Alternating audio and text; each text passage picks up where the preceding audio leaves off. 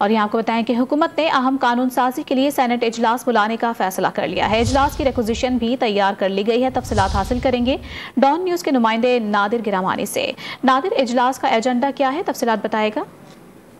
دیکھیں، حکومت اس وقت آپ کو معلوم ہے کہ قومی اسمبلی میں جو قانون سازی ہوئی اس کو قومی اسمبلی کی جو فائنانس کمیٹی ہے ایک بل تو وہ مسترد کر چکی ہے، اس پر آج بھی ایک اجلاس تھا، لیکن اب حکومت سینٹ اجلاس بلانے کا حکومت نے فیصلہ کیا ہے اور اس حوالے سے ذرائع نے یہ بتایا کہ وزیر قانون نے ریکوزیشن جو ہے وہ تیار کر لی ہے اور ریکوزیشن آج ہی جمع کرا دی گئی ہے۔ کچھ دیر پہلے ذرائع نے اس بات کی تصدیق کی تھی کہ تمام جو ارکان ہیں ان سے دستخط لے لیے گئے ہیں اور ریکوزیشن آج جمع کرائی جائے گی، لیکن کچھ دیر بعد ہی اب سینٹ اجلاس بلانے کے لیے حکومت نے سینٹ سیکریٹریٹ میں ریکوزیشن جمع کرا دی ہے۔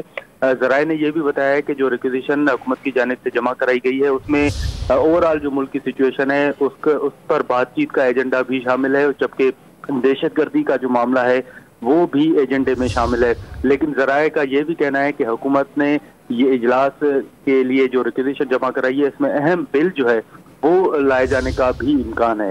جی ٹھیک ہے، اجلاس کی ریکوزیشن جمع کروا دی گئی ہے اور حکومت کی جانب سے اہم بل بھی اس اجلاس سے پیش کیے جانے کا امکان ہے۔ نادر گرامانی تفصیلی طور پر آگاہ کر رہے تھے، بہت شکریہ آپ کا۔